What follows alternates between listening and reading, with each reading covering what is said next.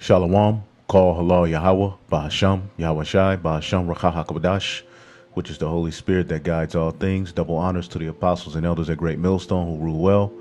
And we also want to give peace and salutation, as always, to the elect, the house of David. And wanted to do a brief lesson on something that I meditate on often, and how, we understand that we live in a filthy, polluted earth. And the reason that it's so polluted is because it is in the hands of the wicked. And the wicked man who rules the earth, all right, the nation of people who rule the earth are the biblical Edomites. And we understand that spiritually they go back to Cain, all right. And when you read up on Cain, as a matter of fact, I'll get it real quick. Genesis, the 4th chapter. Okay. Genesis, the 4th chapter. What did the Lord tell Cain? All right. In the 11th verse, it says, and now, Genesis 4:11, and now art thou cursed, all right, from the earth, which hath opened her mouth to receive thy brother's blood from thy hand, all right. When thou tillest the ground, it shall not henceforth yield unto thee her strength, okay. A fugitive and a vagabond shall thou be in the earth. And he fits this, a fugitive and a vagabond, all right, to a T. All right. However, we're going to focus on the part where it says he's cursed from the earth. All right. Meaning him and the earth are in opposition to one another, which is why his rulership. All right. Although the earth, it's you still see beauty, but it's not giving forth its full strength. OK. Like we went into, he chops the trees down. He sprays all sorts of chemicals and pollutants in the air. Okay, his trash, openly out in the streets, just, filth on top of filth, blood. Okay, blood pollutes the land. All right, there's massive amounts of blood. All right, in this earth, especially here in America, man. And one thing you notice, which I want to get into, the earth stinks, man. When you walk out into the earth, all right, there should be a sweet smell, man. There should be a smell, the earth actually has a scent, there's particular things in the earth that are supposed to emit a sweet savor, man. And those things help your mood. They affect, they aid you in your life. And in the kingdom of heaven, those things are going to be, all right, brought back in their strength. Now, you remember in the early 80s, when you would wake up in the morning and walk outside, you would smell the pine, the combs to a degree. But as things got worse. As everything got worse. Music is worse. People are worse. Food is worse. Everything's worse because we're living in the day of the wicked. Okay. And wickedness has to take its root. All right. This was a punishment so that we could understand 60 degrees of the Lord's way, all right, both righteous and wicked. And what we're going to do is judge the earth in complete righteousness now that we understand the fruits of wickedness, okay. But the man who controls the earth, okay, is cursed from the earth. So the earth is not giving forth its strength. Therefore, sometimes you may be driving and you'll just smell complete shit, man. All right, there's not a day that goes by where I don't just smell a foul odor, whether it be a person or whether it be the water that you're passing by or a meal or whatever it may be, a paper mill, but you pass by food places, they emit stink, especially these Hamite restaurants. All right, they stink, man. All right, there's a very, very foul odor in the earth, man. All right, and that is because, as we're going into, all right, the earth is not yielding, all right, her strength. Okay. Why? Because the wicked is ruling the earth. All right. It says what? Now art thou cursed from the earth, which have opened her mouth to receive thy brother's blood. All right. Which this world is full of the blood of the Israelites. All right. Because you have to understand this story of Cain and Abel. All right. Spiritually, is Jacob and Esau. They both came out of Adam, just as Jacob and Esau both came out of Isaac. Okay. Which is Adam is Yahweh Shai and Isaac is Yahweh Shai. spiritually if you can receive it for those who have ears. Now let's get Isaiah the 24th chapter real quick, because what does it say? Cain was cursed from the earth. Okay, so when you get Isaiah the 24th chapter, okay, what does it say? All right.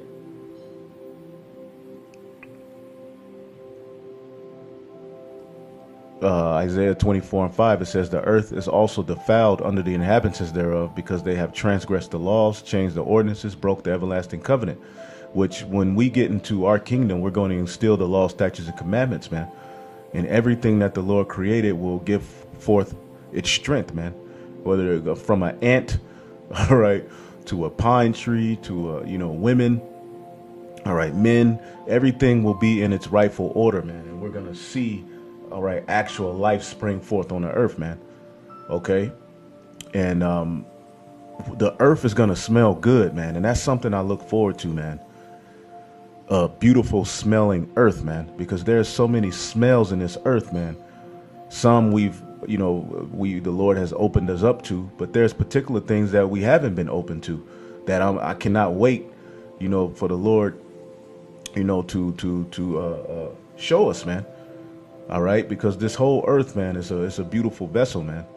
So it says the earth is defiled under the inhabitants thereof, because they have transgressed the laws, changed the ordinances, broken the everlasting covenant, which is the righteous way, all right, that was given orally to Adam, all right, and eventually was written down on stone at the time of Moses, which is the law, statutes, and commandments, the righteous way, the righteous order, which in the kingdom of heaven, we're just going to be that. We're not going to have anything written down.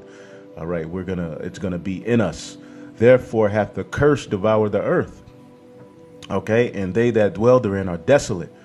All right, and the way that the earth smells and the way that the earth is being treated is a big part of how desolate, all right, the people are, man, how desolate everything is. Okay, therefore the inhabitants of the earth are burned and few men left. All right, the curse that devoured the earth is what? Okay, let's get Job 9:24. Okay, Job 9:24 says what? The earth is given into the hand of the wicked. Okay, he covered the faces of the judges thereof, if not where and who is he? So the earth is given into the hand of the wicked. Now, what does Proverbs 3 say? Real quick, and we'll go back to that. Salakia. All right, Proverbs 3. We're going to go to 33. It says, the curse of the Lord is in the house of the wicked, but he blesseth the habitation of the just. And we know, all right, that the wicked in Malachi, the 4th chapter, all right, Malachi, the 1st chapter, actually, the wicked, all right, Malachi, all right, chapter 1 and 3, and I hated Esau. He loved Jacob, and he hated Esau, and laid his mountains and his heritage waste for the dragons of the wilderness. Whereas Edom said, we are impoverished, but we will return and build the desolate places. All right. Thus saith the Lord of hosts, they shall build. All right. And they have built. You have the Renaissance period, but, they have rebuilt the ancient Roman Empire through the NATO, EU, and Babylon the Great. Okay. They shall build, and they have the control of the whole planet Earth. But I will throw down and call them the border of wickedness. Okay.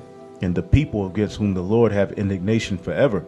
So they're the adversary of righteousness. And the way that they are running the earth is contrary to righteousness, man. This is the curse that has devoured the earth, man. Okay. Because why? Cain, all right, who's the spirit of Cain, all right, the spirit of Satan was in Cain. What did it call Cain? All right.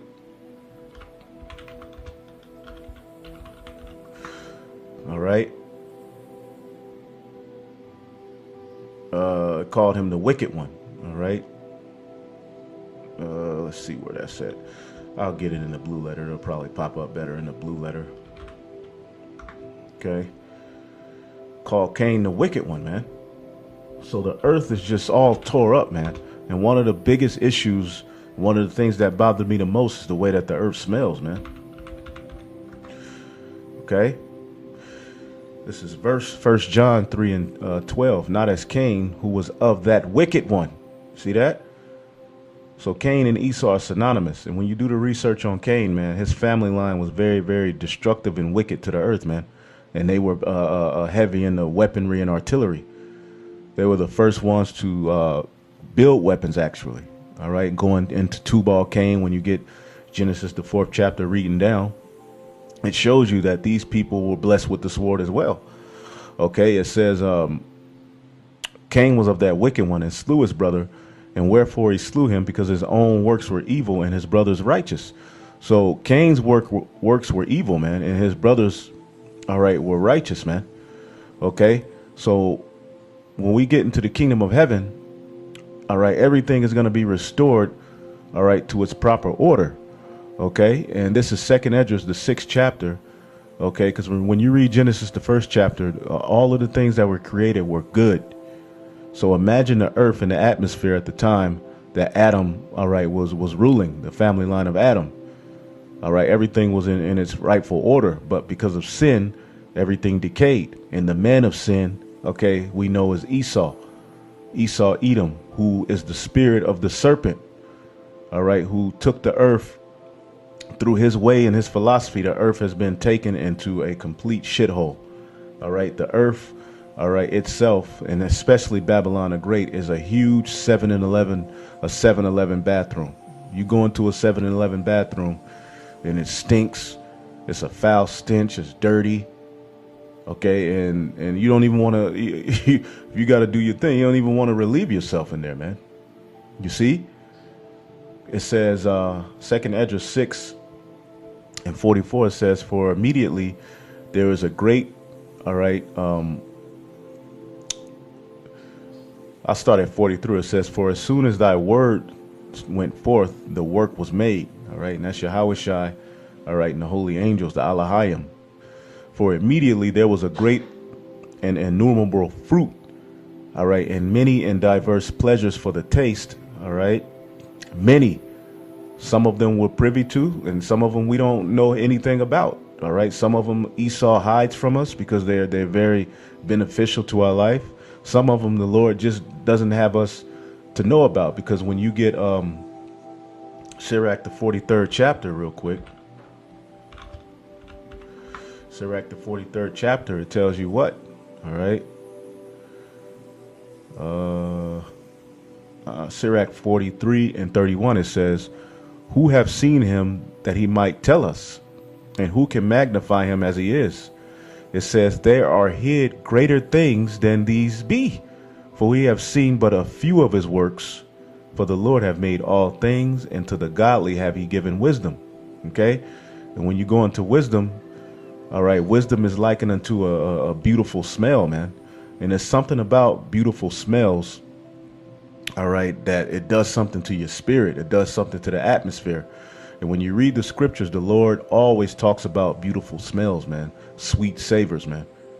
Okay, showing you he's the ultimate Judite. Okay, it's, beautiful smells and off smells. It makes him angry, man. And righteousness and wisdom is likened unto beautiful smells. As a matter of fact, real quick, Sirach, the 24th chapter, speaking of wisdom, all right, which Yahushai is wisdom.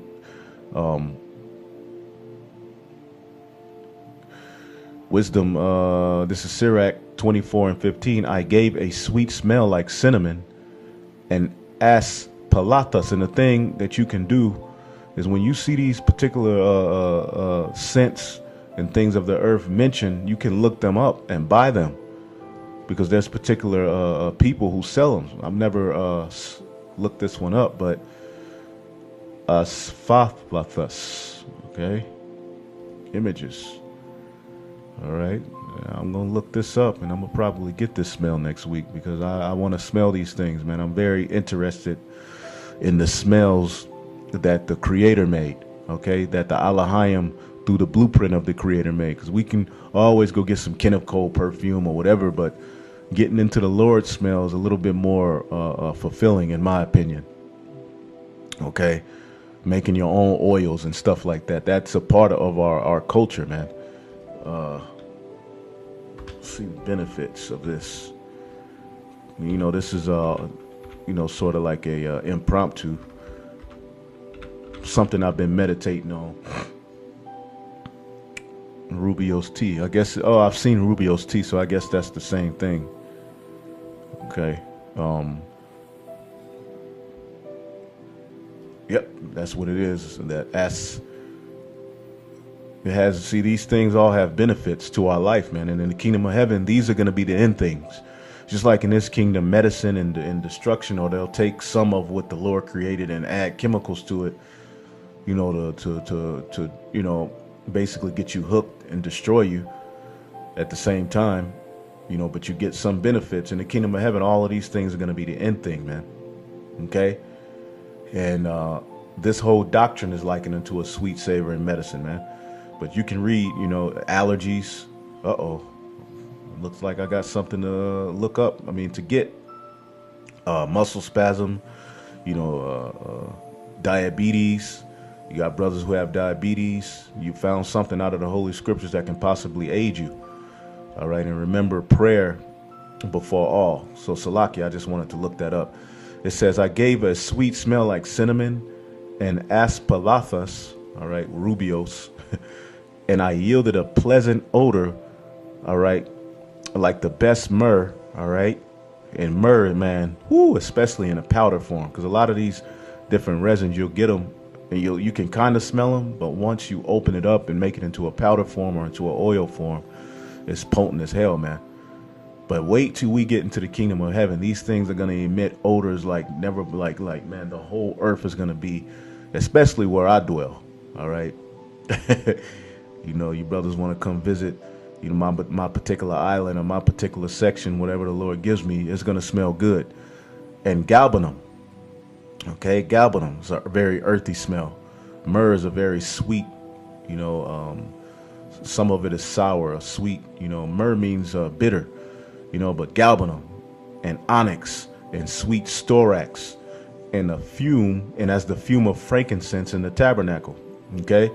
Frankincense in the tabernacle. So the Lord, all right, likens his wisdom, all right, unto a beautiful smell. Now, another thing I was looking up, just imagine when we get beamed up on those chariots, man.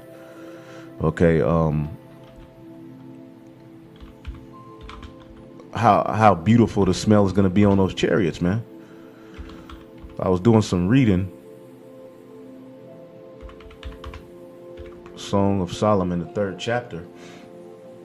Okay, and I read across this scripture. All right, Songs of Solomon, chapter 3 and 6. It says, "Who is this that cometh out of the wilderness like pillars of smoke, perfumed with myrrh and frankincense, with all powders of the merchant?" See, powders, when you make them into a powder, man, that's pretty much how you add it to the oil. All right. And this is speaking of Yahweh Shah on the chariot, and I'll prove it. Okay. So when we get up on those chariots, imagine the smell, when we get on those chariots, man. Who is this that cometh out of the wilderness like pillars of smoke, perfumed with myrrh and frankincense, with all powders of the merchant? Okay. Behold, his bed, which is Solomon's, all right. And we know who Solomon is in the spirit. Okay. 80 valiant men are about it, of the valiant of Israel, representing the elect. All right. His men. Okay. They all hold swords, being expert in war. And the sword is symbolically this truth, man. Okay. But he did actually have men, all right, who guarded, even his bedroom, man. All right. Every man hath his sword upon his thigh because of the fear in the night. And we're living in the fear of the night, man, because in the night, that's when the enemy can come, and the enemy is on his way. So this is all spiritual, man. King Solomon made himself a chariot of the wood of Lebanon. So when you read about these different woods in the scriptures, they all have smells, man. They all emit smells, and the Lord was very particular about the type of wood that he would want you to offer up a sacrifice with. Aloes wood, cedar wood. Okay? There's various woods in the scriptures that are mentioned, all right, and they smell good. So imagine the smell of the kingdom of heaven, because all of the trees are pretty much chopped down here by Esau, man. There's a few places where you can go and there's trees, and you get a a sense of what the atmosphere can smell like. But imagine in the kingdom of heaven, man. It says he made the pillars thereof of silver and the bottom thereof of gold, the covering of it of purple, in the midst thereof being paved with love. The midst of those chariots, because this is talking about the chariot, paved with love for the daughters of Jerusalem. And who are the daughters of Jerusalem, man? The elect. Okay? The elect, likened unto a woman. Let's get Isaiah 52 real quick. And this lesson is pretty much going all over the place, but hey, it's all the spirit. Isaiah 52:1. Awake, awake, put on thy strength, O Zion, put on thy beautiful garments, O Jerusalem, the holy city. For henceforth there shall no more come unto thee the uncircumcised and the unclean. Shake thyself from the dust and sit down, O Jerusalem. Loose thyself from the bands of thy neck, O captive daughter of Zion. So the daughters of Jerusalem, who needs chariots, the chariots of salvation, all right, are going to be paved with love, man. All right, for the elect.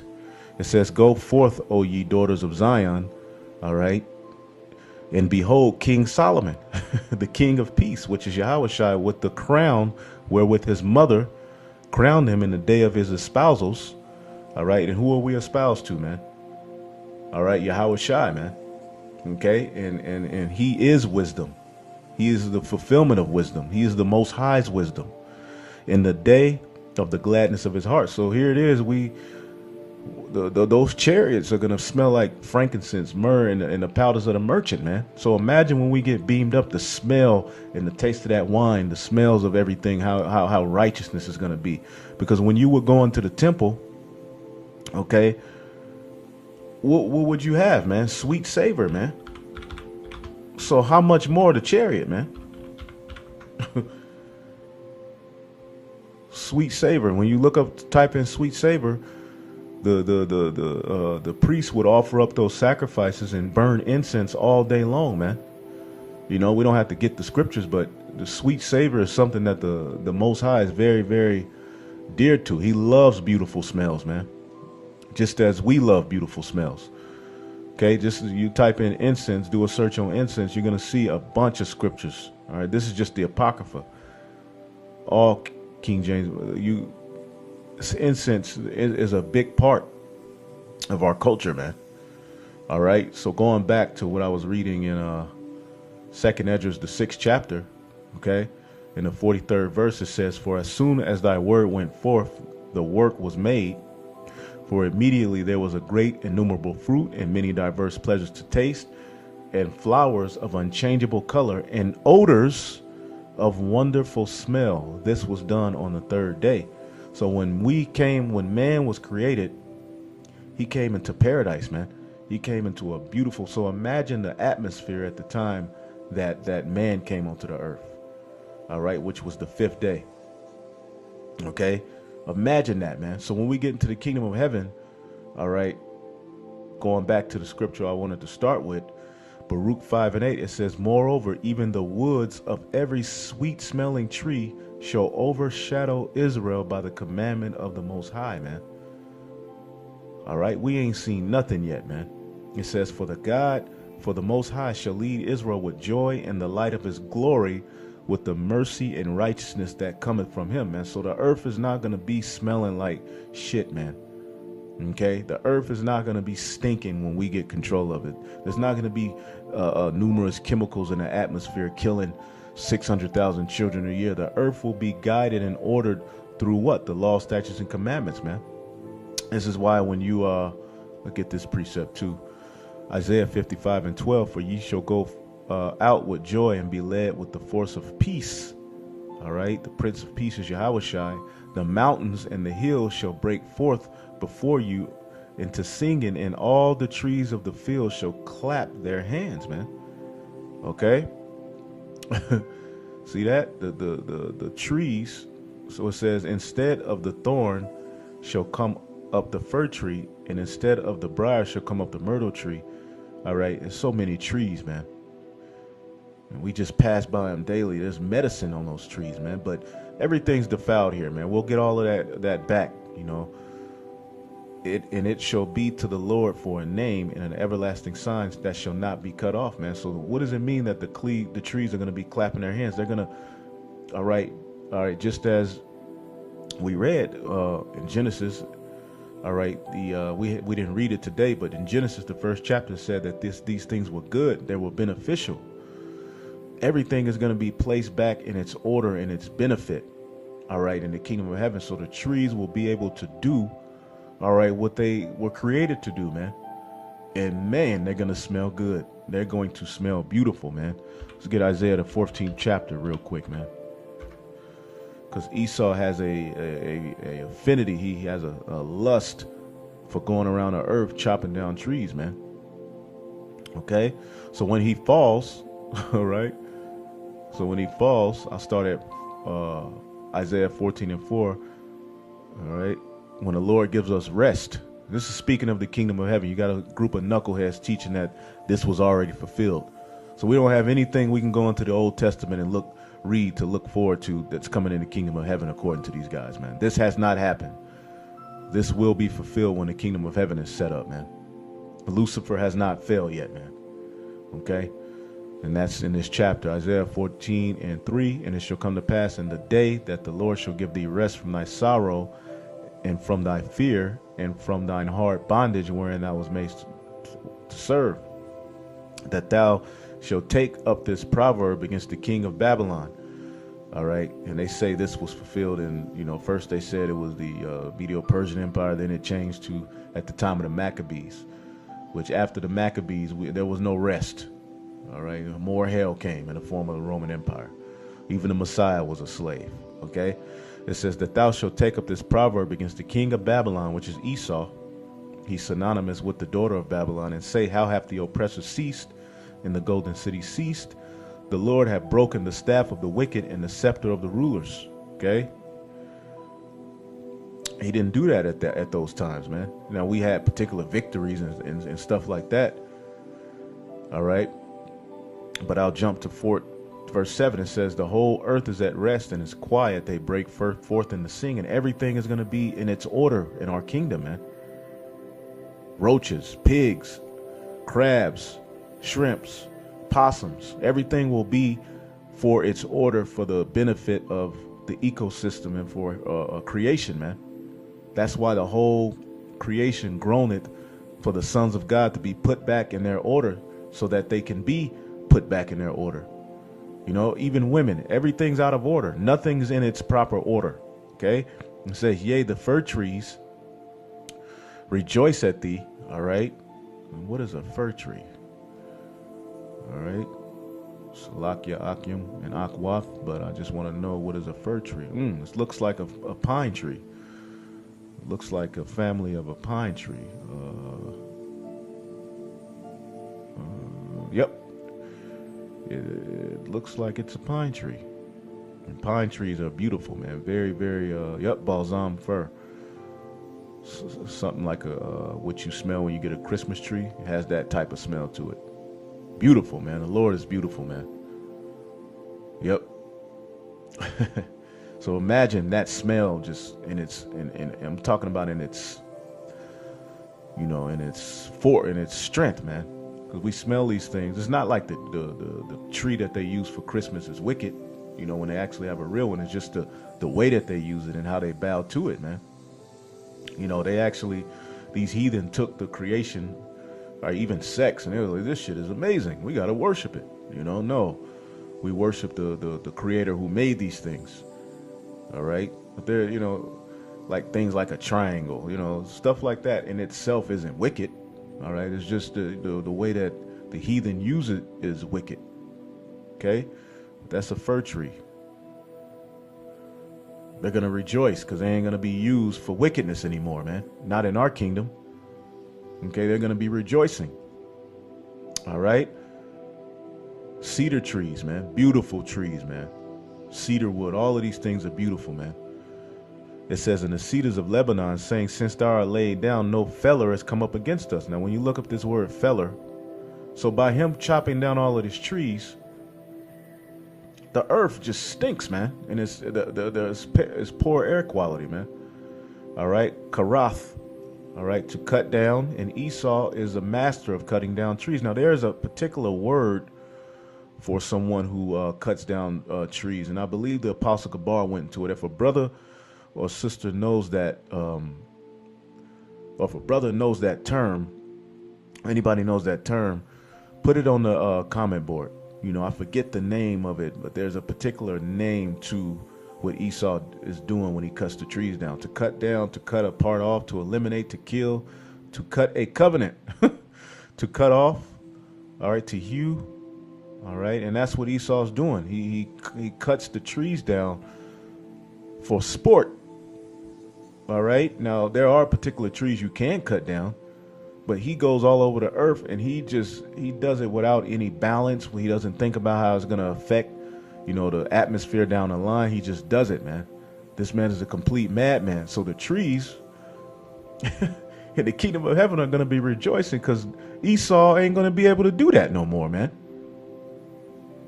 Come up against us, man. He comes up against anything that is carbon-based, life-based, melanin-based. Okay, melanin is carbon. Okay, he is against it, man. Why? Because he's cursed from the earth.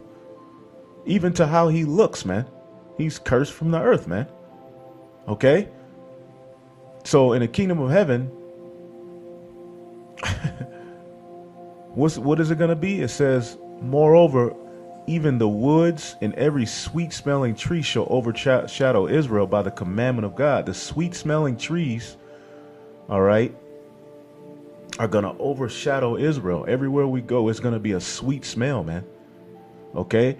And as it says in, what's that, Revelation, the 21st chapter, I believe? Or I'll get Revelation 22.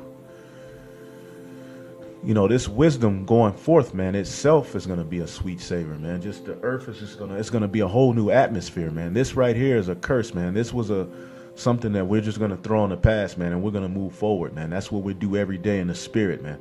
This America, this curse, this the way that the earth is, we will never in the kingdom of heaven have to go through this again, man, or witness this. You know, we'll have chariot, everything will be in its order. Children will be in their order. Water will be in order. Everything will be in order through the law, statutes, and commandments.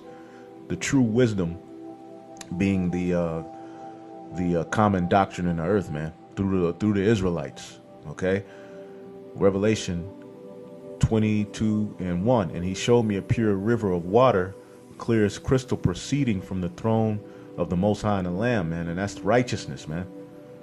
The ways of righteousness are gonna compass the planet Earth, man. Real quick, let's get Habakkuk 2. All right, Habakkuk 2, and look at this. As a matter of fact, 14 is the point I want, but I want to read something here. It says, for the earth shall be filled with the knowledge of the glory of the Lord as the waters cover the sea. Woe unto him that giveth his neighbor drink, and puttest thy bottle on him, and maketh him drunken also, that thou mayest look on their nakedness. Esau does that, man. And the wine is spiritual, philosophies, off ways, man.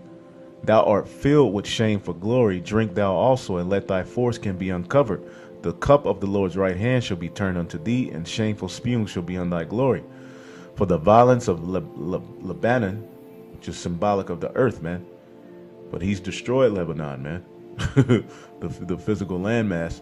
It says, shall cover thee the spoil of beast, which made them afraid because of men's blood, and the violence of the land and of the city and all that dwell therein, man. You see that? He's destroyed every goddamn thing, man. So in the kingdom of heaven, the law, statutes, and commandments, the righteous ways of life are gonna compass the whole earth, man. Verse 2, in the midst of the street, you know, on either side of the river, there was a tree of life which bare 12 manner of fruits, and yielded her fruit every month. 12 manner of fruits. That's plural. All right.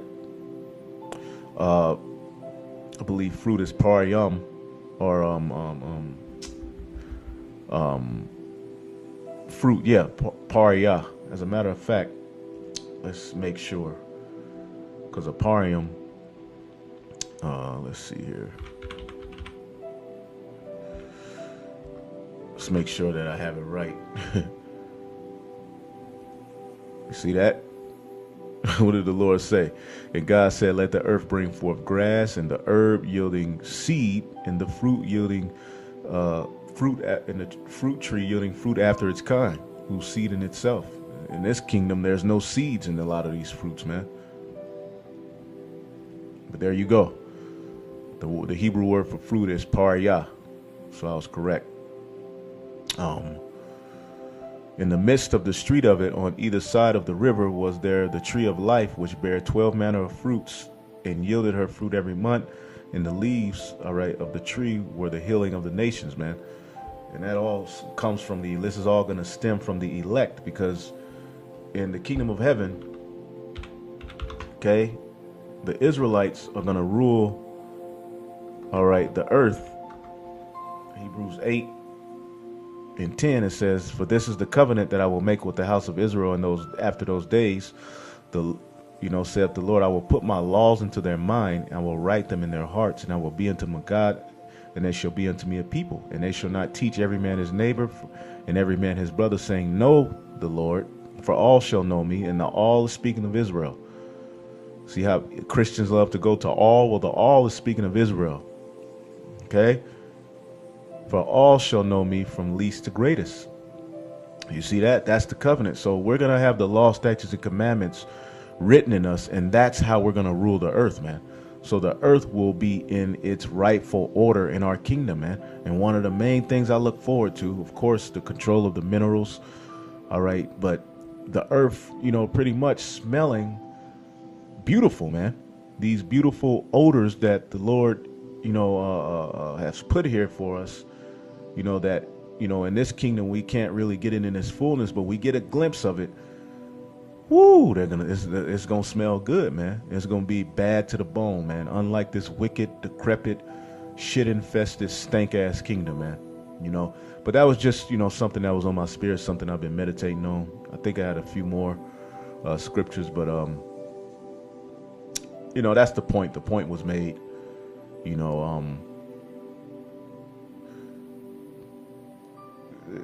that was a good one, but that's pretty much it, man. The point was made through the Spirit. Hopefully I was edified through the Spirit. It was something I had. Oh yeah. 4 ways smells affect your health and well-being. It says deciphering odors. It said it promotes confidence, relieves depression, eases anger, reduces anxiety, increases memory, and it alleviates stress. Okay? It enhances the taste. All right.